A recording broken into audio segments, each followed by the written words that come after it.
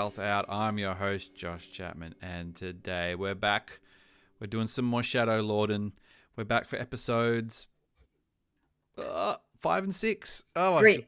Oh yeah, 5, 6. I know, it's thrown me off. This double thing has already thrown me off. We've already started. We just got the A team tonight. We're not having Shadow Maul tonight. Sorry, he had a prior engagement. He might have got busted that he was lying to his wife where he was, or he's lying to us where he was because he said he had something else on. So we've got the A team here. We've got Catherine here. Hi, Catherine. How you doing? I'm doing okay. Yes, waiting for something to pop out of the shadows at me because no one expects the Spanish Inquisition. Oh, deep cut. I'm loving it. I'm loving all of that. Have to say, we'll do Shadow Lord. We'll go into that very first, but then up front, there's a little bit of Star Warsy news stuff at the back, primarily regarding Celebration. And if you hear from any Celebration talk, we will probably dovetail with that at the end. So we'll do the review stuff first, and then we'll probably get into it at the end because we love talking Celebration, because we love Celebration. And we finally had some movement on that. But, all right, have you got those episodes titles in front of you, Catherine, by any chance? Not in front of me. One was Inquisition. Yep. The other one was Hunt was in it. A Night in somewhere. A Hunt in the Night or something, was it? Yeah, something like that. Yeah. I'm a bad Star Wars fan. Well, look, I've come home, I've eaten dinner in front of I've washed some dishes, and now I'm here. Yeah, I think you're a very good Star Wars fan because you've just been very accommodating and trying to knock it out a bit early. It's still early in the evening. I watched it pretty much straight after work. My kids did not go back to school today. They had a curriculum day, which is a bit of a sneaky way of thinking that school holidays is done, but then it's not. So, but that was okay. Ripped. I got ripped off. Oh, you didn't get a curriculum day. You had to go straight in. Sorry, but Sloane got home from her dance thing and sat down. And we did the 2 episodes together, me and her. So, still pretty fresh. I've got to say, up the front, I think the second episode of this might be one of the best Star Wars animated episodes I think I've ever watched. I thought it was fantastic, the second episode. I thought the first one was pretty good, but I was like, damn, this second one is really, really, really good. And I don't say that lightly. It's up there. Like, obviously, to compare it, I'm thinking about the that arc of Clone Wars on, was it Umber? Is that the name of it? When that Dick Jedi Master, it's like trying to kill all the clones. Oh yes. Getting them to shoot on. But this, in terms of just how it looks, like it looked amazing. Yeah. And the movement, the fights, it was pretty darn good. It was very darn good. I was really, really impressed. And I've enjoyed it so far. And I was sort of like, and I quite liked the episode before. It was a bit more of a slow burn, but it set all the pieces in place. So we do kind of kick off. The Empire basically moved in. And pretty much straight away, they're shoving people around. And they take over the police station. It's funny. Like, I was just thinking about this. We were talking about like timelines and how like quickly the Empire's been around like a year and a half or something at this point. Like really new. Yeah. They've already found like a jerk to like be a jerk. Like considering like they were just the Republic like 18 months ago. Like I can understand like the time of like A New Hope that everyone's a jerk because they've just fostered jerks the whole time. But this guy, like 18 months ago, he was still part of the Republic. Like, don't you find that like they just pick out the jerks and just give them the jobs?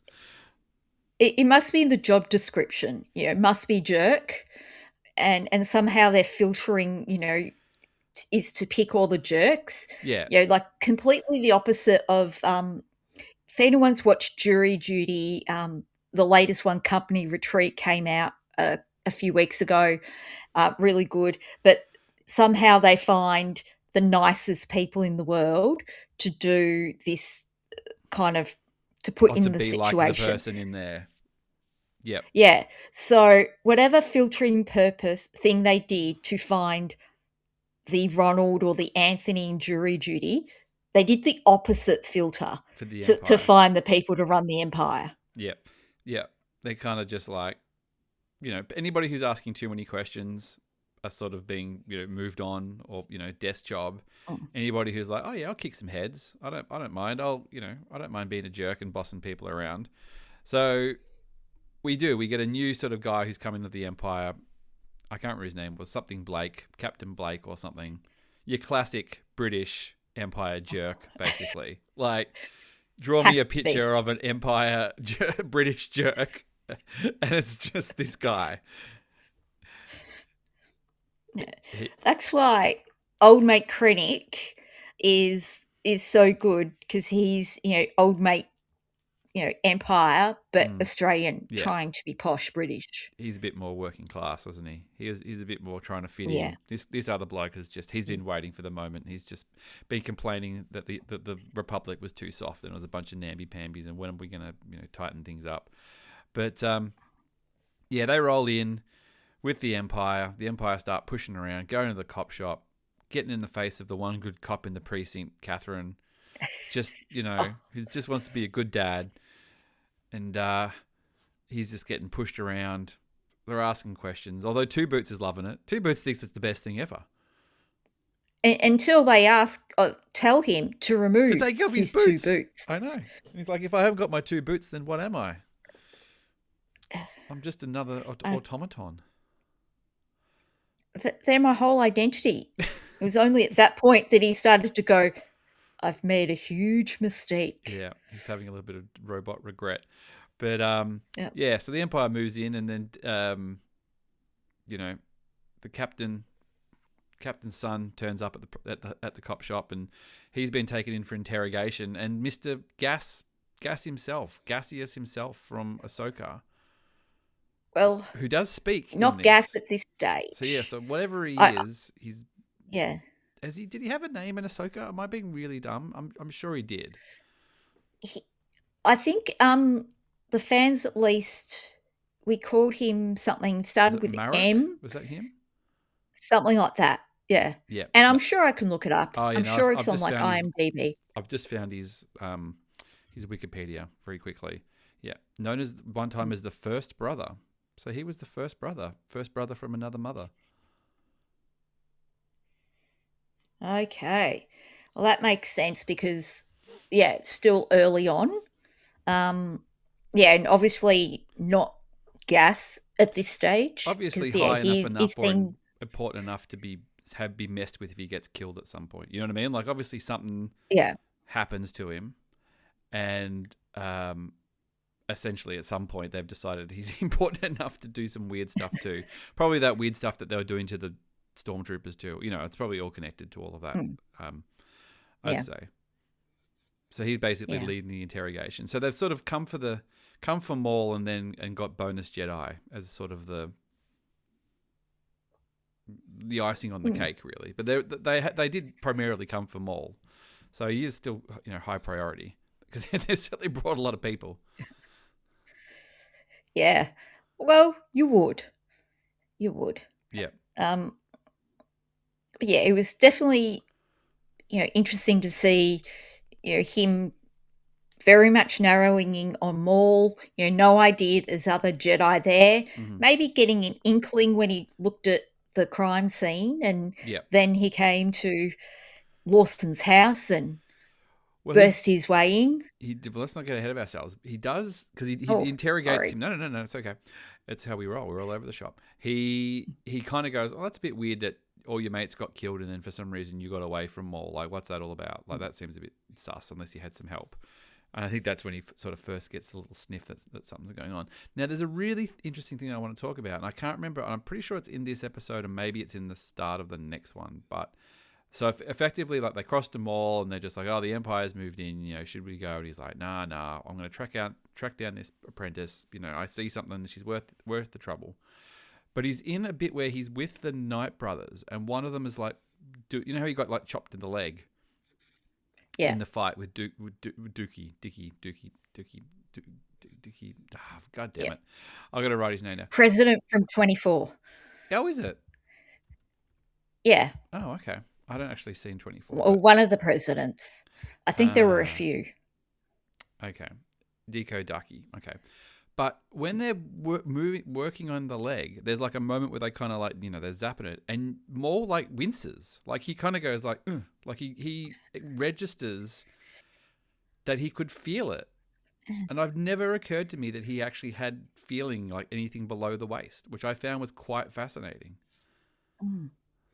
Well, okay, thinking through this, if they could have some kind of sensors through prosthetic legs, especially, so they can sense when they are hitting the Mm. ground, surely that must help with movement, to know, you know, is my foot touching Yep. a surface? So Yep. maybe there's some kind of um, sensors in there. But yeah, it is odd to Um, sort of feel pain. yeah, but I mean, I guess we have established that droids do feel pain, like Return of the Jedi when ow, ow, ow, Yeah. when he's getting his feet toasted. Oh, yeah. No, no, Oh, no, no. little droidy. Yeah, so I guess it is a thing in the Star Wars universe that you can feel pain if you're a droid. So it just never occurred to me that Maul would. I just kind of thought that was from the top, from the half down. It was just not which makes it more interesting. But I mean, we've talked before that he doesn't have the most depth of a character development kind of stuff. But I would like that if he sort of mentioned that he's got a bone to pick about being that he's lost his bottom half. You know what I mean? Like that actually like messed with him. Like he actually, I mean, maybe that'll come up, but it would be quite interesting if he was quite sensitive about that because it never really seems to have come up.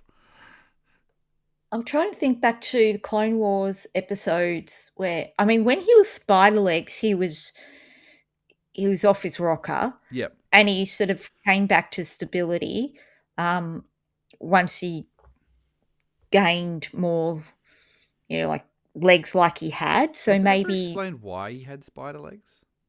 Like, why wouldn't you just give him regular legs to start with? I don't know. I always just thought that was kind of weird. Like, I know he was in like a Yeah, junkyard, but I yeah. don't know. It just seemed a little bit weird to me. But anyway, I mean, it's cool, I guess. So, Mm. So while this is all kind of going on in the background, Devon and you know, Dookie Darky are basically like, we got to get out of town, man. Like the Empire is closing in here. We got to find somewhere to go. And they get down to the train station, Catherine. And I was thinking, Yep. impressive train system that's going on this program. Catherine might have a thing or two to say about this train system. Look, it's fantastic, and how the train pulled up, and there's platforms on either side, so that the passengers getting out can get out on one side, and people coming in on the other. That is excellent and efficient use. Public transport That's planning. really, really good. Good public Look, services.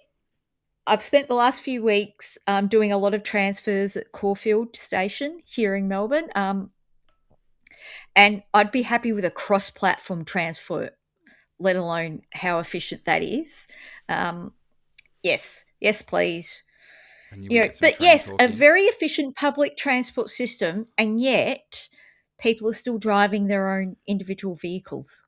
Well, I guess if you got a flying vehicle and stuff as well, and but they did have speeders and flying vehicles because the Empire was kind of pulling up everybody, and Yeah. it's becoming pretty clear to our heroes that they're not really going to be able to get out of town here. They kind of make a bit of a public spectacle of themselves, and the Empire get on with them pretty quick. They did it was quite funny because they did the Jedi mind trick, and it kind of worked on that one trooper, and the other guy's going, "Hey, what's like the first time anybody like the other Yeah. guy's gone? Oh, what's going on?" Like I can't even think of the Obi-Wan Kenobi one. He like does it to one guy, and the other dudes just kind of just go along Well, with it. does he only do it to the one guy though? Because yes, one guy's Oh, he kind of talking, does a hand but like that though, doesn't he? Yeah. yeah, he's got his hand wavy, so maybe it's sort of affecting that group. Um, but yeah, This master the was other not as quite as guys, he was kind of further away, wasn't he? Yeah. yeah, yeah, he was just focusing on the one guy and not really thinking that the other stormtroopers would have seen what was going on. Yeah. So they stop, they get out of the interrogation. The best damn cop in the universe gets out of the interrogation. And then our heroes decide that they can't stay in town. They need a place to stay. So of course our one good cop comes home, opens the door, and then wait for it, Catherine. You know what he says? He goes, "Devon, what are you doing here?"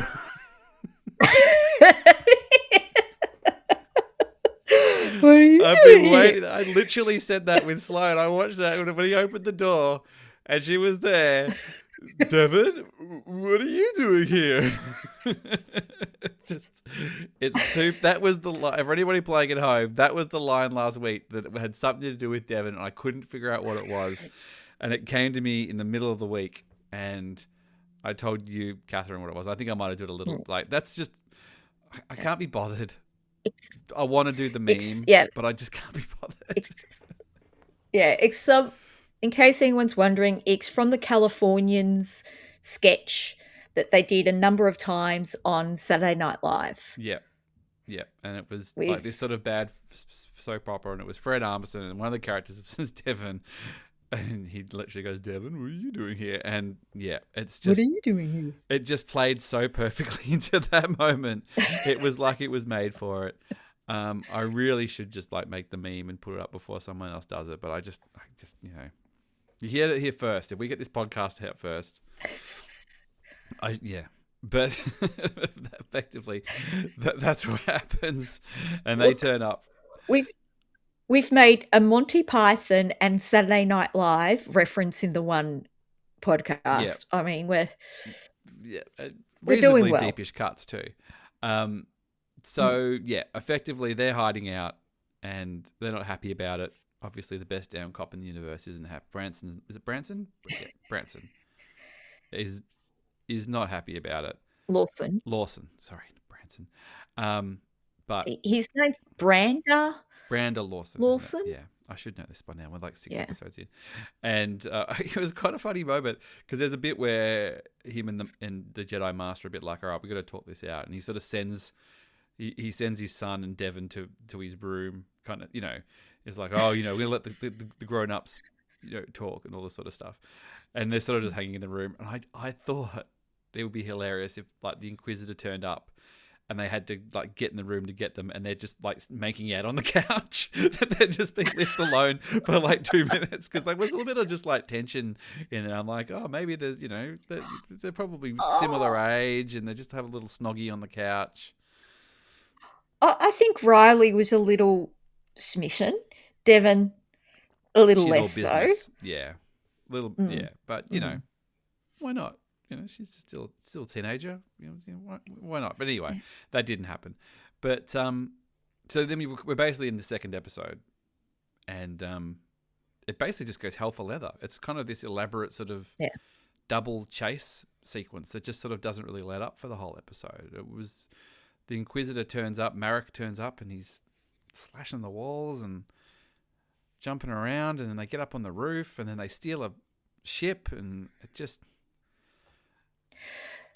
it was really impressive the way the two Jedi sort of fought off all the clone troopers and then took the ships and destroyed ships. Like, really impressive use of power there. And also how, it was like wordless how they worked together, and, she just took the ship. And throughout the whole episode, or 2 episodes really, he just trusted her, like that, to just take full control. Yeah, she's like, she knows what she's doing. He didn't feel the need to protect her, even though she's probably still technically a Padawan. Yeah, no, he does say that she's a Padawan, Yeah, that he knows, she knows what she's doing. I trust her to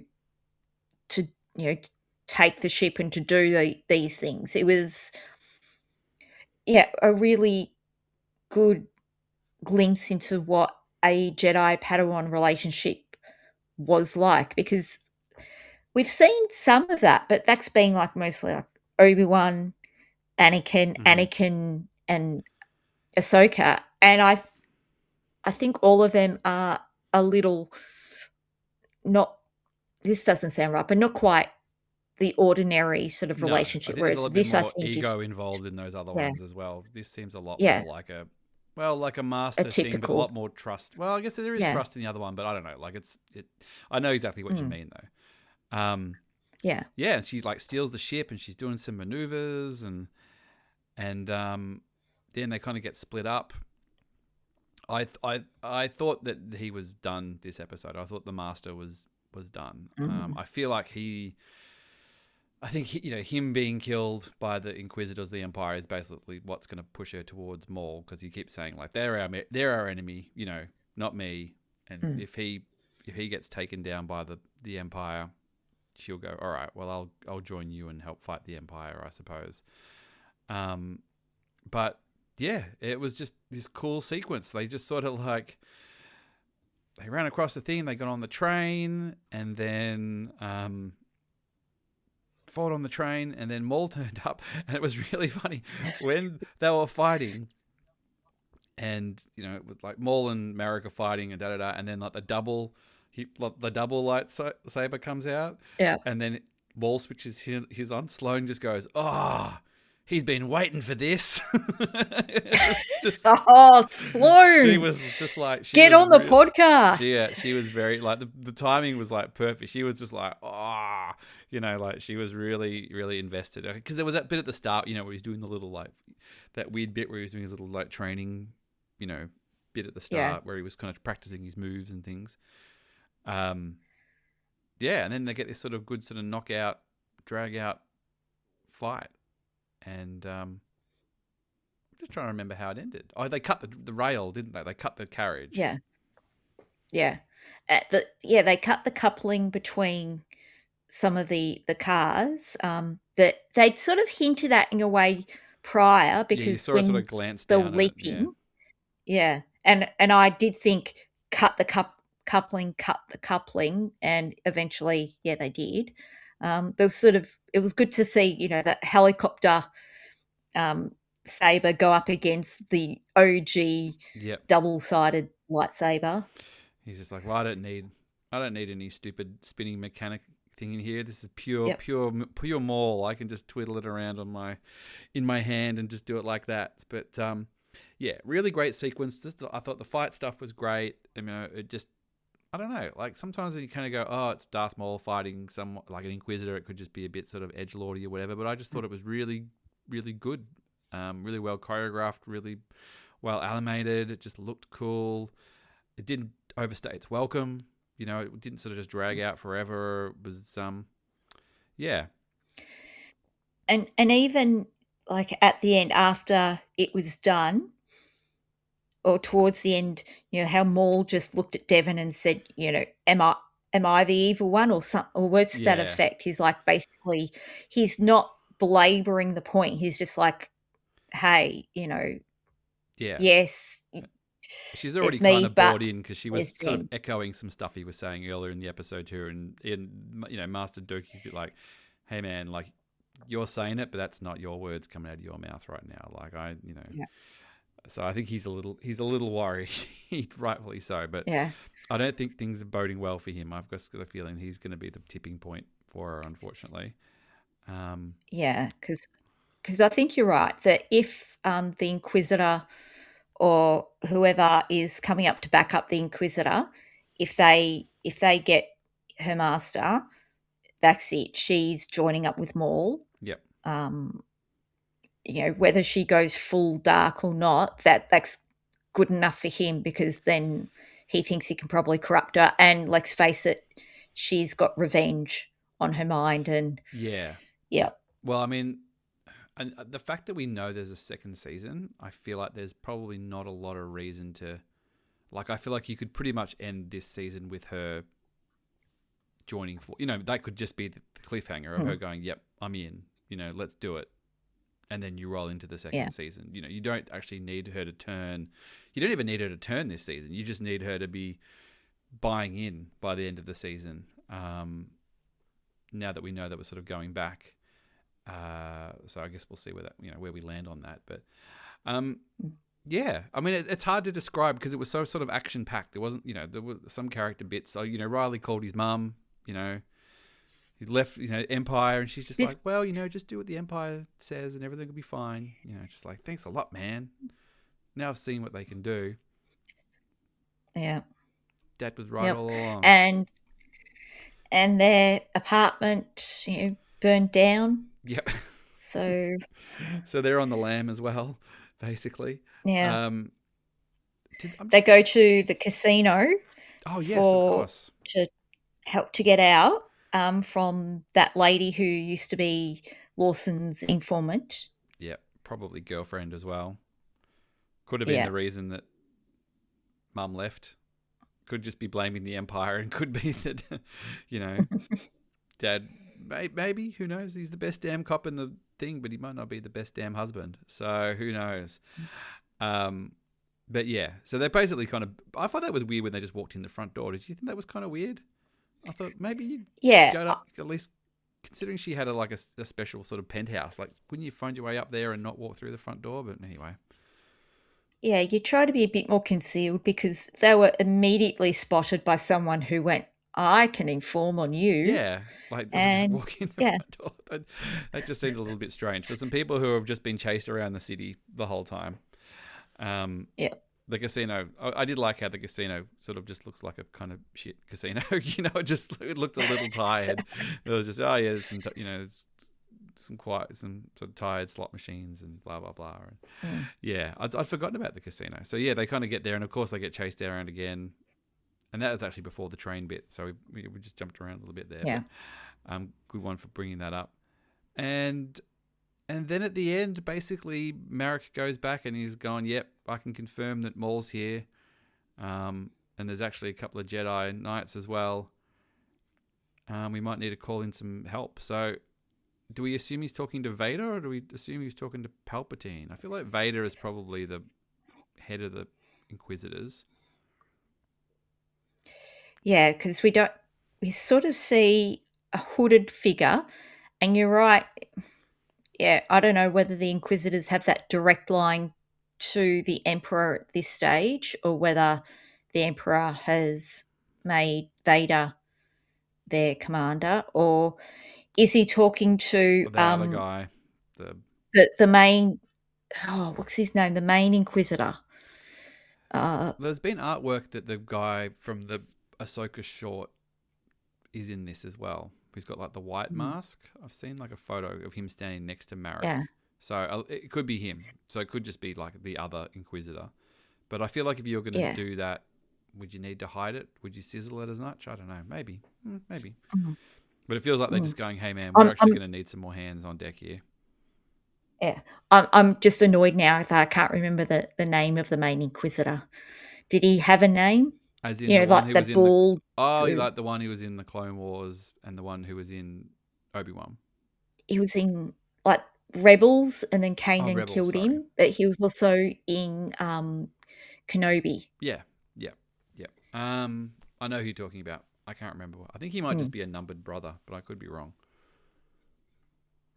Because he was the guy who we found out in Rebels used to be like he was like Jedi a security guard or something, wasn't he? Yeah. Yeah, temple guard. Yeah. He's just local security. Yeah. What an upgrade. He was like the Paul Blart of the temple of the Jedi temple. And then he got to be an Inquisitor.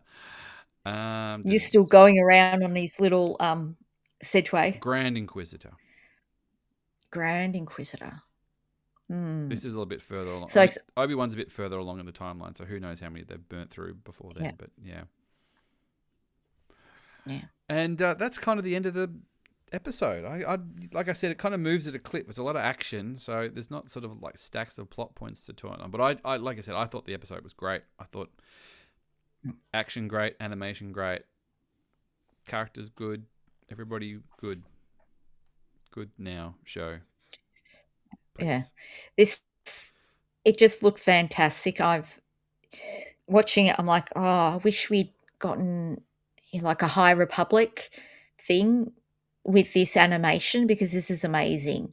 Like thinking about some of the events of the High Republic, I would have loved to have seen it this well. That'd be cool if animated. they did that and gave it sort of like an art, like an art feel, like Yeah. an art style, like a classical Renaissance art style or something like that. But who knows? Mm. Dave and the other lady run the ship now. Let's see. Like, let's put the money where the mouth is. But yeah. So excellent stuff. So I think next week they'll probably call for backup. I think we'll get another Inquisitor. I don't think we'll see Vader or something. I wouldn't be surprised if they tease Vader or Vader shows up in the last episode just to, because they can't help themselves. But I feel like they'll. Yeah. Yeah. The Maul plus Jedi, you sort of go, ooh, that's a Vader situation. Yeah, it does. Vader might. Yeah. Especially if they end up taking out these Inquisitors, or at least one of the Inquisitors, he might just be like, all right, I'm gonna intervene. But I'm not sure. Like, we've still got 4 episodes. Is it 10 episode series? I think it is. It's not 8, Yeah, is it? I think so. No, it's 10. Because I think people lucky ducks who got to see previews got to see the first 6 or 8 episodes as well. So, extending on the 4th of May the 4th. So that's 2 more Mondays. So yeah, that's 4 more episodes. Is it? Please tell me 12. my maths is right. So we're up to 6, aren't we? Yep. Yeah. So 7, 8, 9, So 10. Yeah. Okay. Got it. Cool. Yeah, well, there you go. I don't think there's much. I mean, you're not going to get a better joke than Devin. What are you doing? What are you doing here? Like, that's just. I mean, like, that just writes itself. So that made it worth it on itself, really. But excellent stuff. So yeah, we'll put a pin in it there. I think we sort of covered as much as we can, especially with just the 2 of us. We'll get, if Maul comes up next week, we'll get his thoughts and see what he reckons. He is good though. He does listen after the fact most of the time, so he's probably yelling at his podcast thing now a couple of days later. But we'll pivot. I'm going to pivot, Catherine, and we're going to talk Star Wars Celebration. Pivot. Star Wars Celebration Los Angeles 2027. Yep. There was a lot of I saw in the last week it was a year from Japan, I think yesterday or the day before. And then I think last week was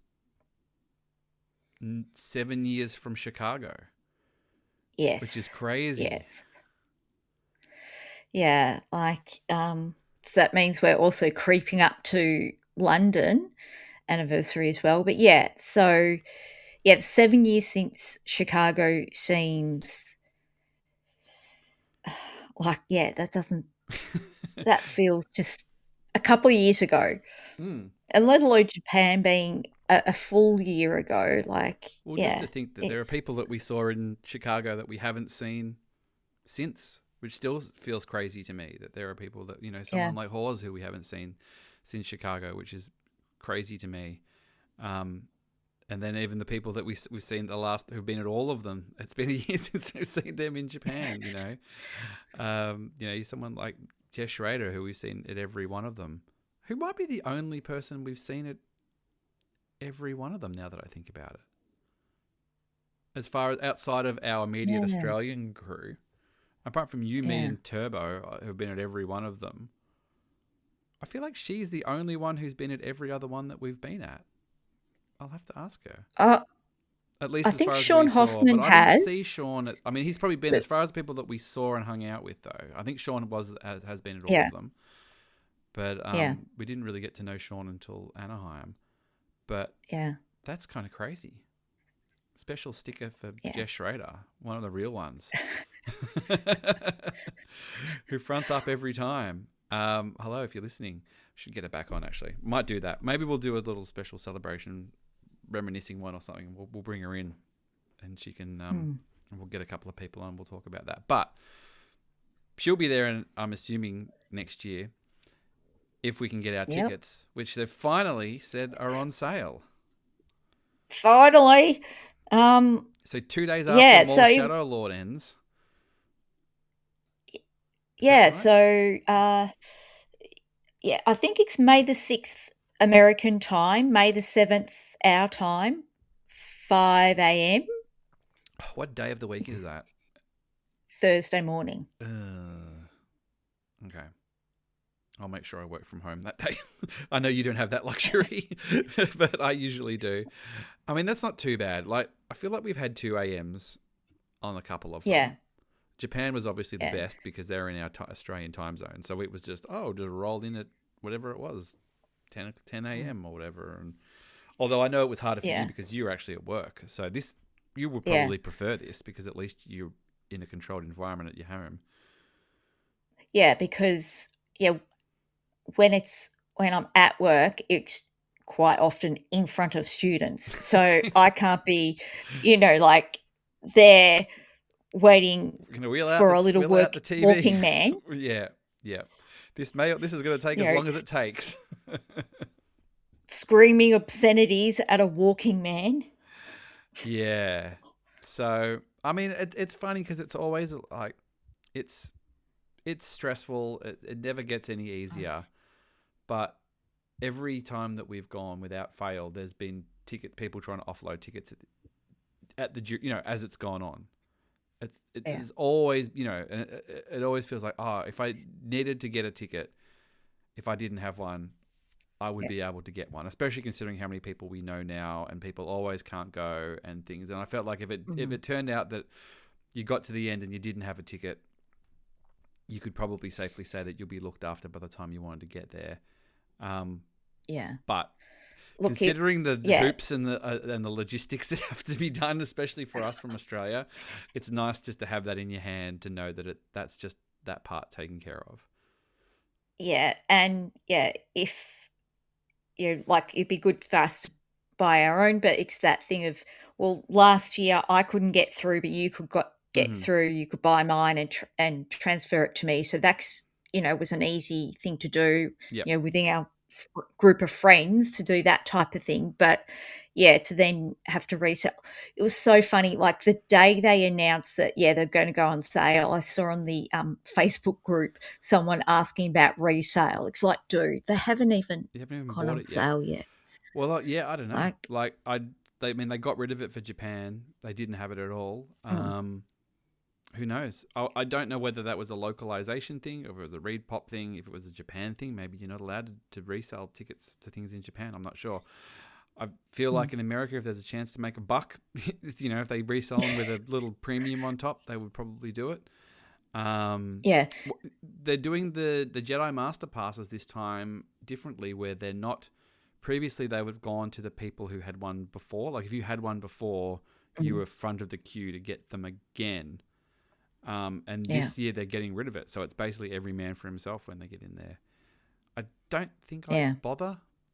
I don't think that's where I'd put my, considering how much they cost, and you kind of go, that's my flight, to be honest. Yeah, because it's over 1,000. It's over 1,000 US, isn't it? So it'll be close to $1,500, I would have thought, Australian. Yeah. Which is a lot. I mean, but then you go, it's the 50th. There's probably going to be a 50th panel. Being able to know that you're guaranteed a spot in there would be pretty amazing. It's like, there's like getting into those panels just easy is, especially for this 50th, would be pretty amazing.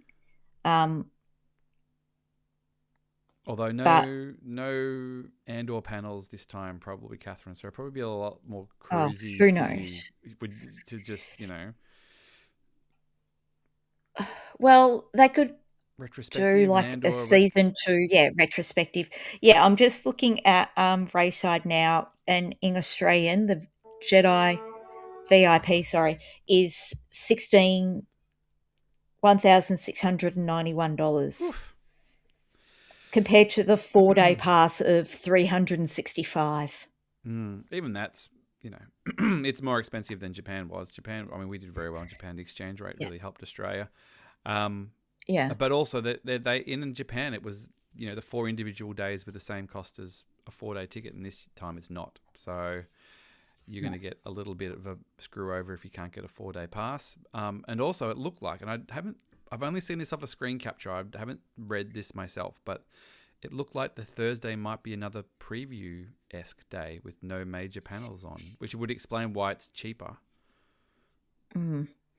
It it could be, and yeah, like a preview day. And yeah, look, if they still have, say, fan panels that day, like have a few fan panels, that'd be great. Yeah. Rather than just Nothing. nothing Yeah, absolutely. being on. Yeah, hopefully they're smart enough to do that, to do some, Yeah. get some of the big, put them in bigger rooms. Because a lot of those, especially some of the bigger pods, and bigger channels and stuff, your Star Wars Explains and your Blast Points and all those guys like that. Like they always pack out their rooms and don't have the room. Like put them in a big room. Put them on put Molly and Alex on the Galaxy stage. Why not? Or something. I don't know. Because if there's, because it's the preview day in Chicago when there was nothing, and that was our very first day experience of Celebration, was absolutely bonkers. You couldn't move because people had nowhere else to go. So Yeah. I know the Celebration store was open that day, but things weren't quite working that day. I think Claus got stuck in the line for about 3 hours or something, poor bloke. Yeah. And it was sort of good to get your bearings of where things were. Even so, in Chicago, I discovered a whole other building on like day 3 or 4 or something, that there was like a whole other building. I'm like, oh, there's like more food and stuff over here. Okay. Yeah, there was like another level where there was all this sort of restaurant-y stuff up there. So, I mean, that's the thing. Like the food's been a bit of a funny thing for, like, I remember Chicago, once you knew where it was good. Anaheim food was crap. London food was great. Japan food was crap. So that was my experience. We had to lean very hard on the convenience stores for Japan. So if you can get your food right, that would be very helpful, because they're long days and we get tired and hungry and grumpy if we haven't had our food. Yeah. Yeah. You've experienced the Catherine Hangy. Yeah, just give her a few egg sandwiches. And I know it's tricky for you because you've got certain things that you can and can't eat too, which makes it even harder. But certainly when I took the girls on the last day of Celebration, we went to the Family Mart beforehand, and I just filled the bag up with sandwiches and soft sticky buns and all sorts of random things that I knew that they would eat. But so I'll just be going solo this time. The kids did ask if they were coming to Celebration again next year. And I said, probably not, guys. I think it's just going to be Dad and his mates. So, so I'm looking forward to it. Hopefully we'll do the beanies again. It'll be another sort of California, completely inappropriate weather for beanie weather. Well, actually, what's like, because this is pretty much this, we're a few weeks after now, but like, what was the weather in LA today? If I was in LA today, 21, okay, like 21, 22, that's pretty good. Although I feel like when we were in Anaheim, it was like closer to 30 degrees. It just happened to be really hot. Yeah. So look, I accept that people probably aren't going to wear them, unless we get back to, London and Chicago were the most beanie worn ones because the weather was crap, particularly in Chicago. I mean, that was, everybody wore their ones there because it was freezing and it snowed. But I still wore my beanie quite a bit in various places because it did make me easier to find in a crowd. Yeah, that's true. So yeah, I've got to try to work out. I mean, I liked the idea of shipping them to Japan and having them waiting for me when I got there, but there was a lot of faffing around, as you know, Catherine, and it fell onto you because I had to send them to your hotel room, and they weren't there. We got given the wrong box. They got the box of menus instead of the box of beanies. It actually turned up at the hotel twice before that because the driver didn't think to leave it at reception and blah, blah, blah, all these things. But we did get there. But I think realistically, I'm probably going to have to just get them done, sent to Australia, and just have them in my hand and just do it, because I just don't think I can trust them being shipped to some random address in America. Not to mention that if I send them to America, I'll probably have to pay tariffs on them. Yeah. Yep. And, I'm quite happy. The last sort of few times I've done it, I've just eaten the cost on it because it's just easier than trying to chase people around for money. And it's just, it's fine. It's a thing I like to do and I like people to have them. But I don't want to have to get tariffs on top of them if I don't have to. So I might just need a big suitcase. and we'll worry about that when we worry about it. So, Yeah. yeah. So we'll definitely. You and me are definitely going. I think Turbo is pretty much going to go, depending how his World Cup experience goes. Maul, we don't know yet. I don't think Andy's going this time. Not sure about the Blue Bantha Milk Boys yet, as far as the Australians who represent that we normally sort of hang with. But I'll be expect to see a lot more of our American friends this time. Yeah. Yeah. Yeah, back in the USA, and a 4-day event. I think Yeah, the so Triggy thing is slightly weird. Given it's the 50th, I feel like you could easily have 4 days of panels. Like, just easy. just do anything. Give Tony Daniels a panel on the main. If you've got nothing on the main stage, there should be enough. Like, I feel like you could just, given that there'll be such a premium for panels, given it's the 50th, I feel like if you have more panels just to sedate people with so they get something, why not just have some stuff? Just have, I don't know, get Ron Howard out to talk, or Jon Favreau to talk about stuff for an hour, or there's millions of Star Wars people, but we'll listen to you. Like, just come and give us some insight. Like, just get all the special effects guys to do a panel on any of the New Hope guys who are left. Like, anybody who's did anything on a New Hope who's still alive and wants to talk about it, do that. Like, I think obviously there's the 50th panel, which is probably going to happen. There's a good chance George Lucas will be there. Hamill, Harrison Ford, they might be like, this is the last thing we're doing, we'll do it. But there must be enough stuff you can just stick on that other day just to have some stuff. Just do it. Yeah, just do it. We'll do it. Yeah. Live from the celebration stage, Star Wars spelled out. People are like, well, I mean, I guess it's better than walking around the floor again. At least I can sit down for an hour. Maybe that's how you sound. Just like, hey, do you just want to sit down for an hour? Like, just a couple of chuckleheads from Australia. Why not? Trains in Star Wars. Yeah. Catherine will do her trains in Star Wars TED Talk, talking about all the trains in Star Wars, from Solo, the train that heist in Solo, to Maul with the train with the getting on one side, one get on one side, get off the other side trains. That train in the 3rd season of Mandalorian on Coruscant. Yep. There's trains.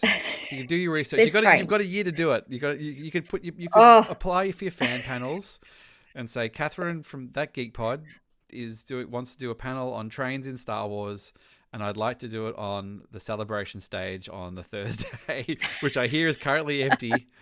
And so please and thank you. Yeah. But also around that, I'd like to hit up, see the Lucas Narrative Art Museum. Oh yeah, that's opening later this year. Will you do Disney as well? What do you think? You tend to stay a little bit longer, don't you? Yeah, I like to have a little bit of time, but I don't know if I'd do Disney this time, just depending on the timing. Yeah, and if any of my family friends or whatever over there are around, but also it falls in the school holidays, which is great, but it's that, do I then take extra time or just try to fit it in then and get back in reasonable shape for comedy festival? I'm going to regret asking this question, and maybe, but is there a train to Disneyland yet from LA?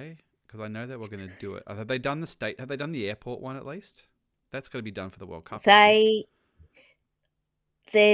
a link that they've got to finish. It's like a people mover from the actual airport to the train station, which is just part of the normal, what they call the metro line. I can't remember the exact, I don't know it that well. There is, I have to look at it again. There is, I think, an Amtrak train that you can get from Union Station down to Anaheim, so not that far, so that you can then get to Disney Uber or something. Okay. Yeah, I think so, but obviously they don't run super frequently, and something you'd have to investigate. But it's doable. I did yesterday or something randomly on Instagram, someone doing this reel about catching the bus from LA to Disneyland.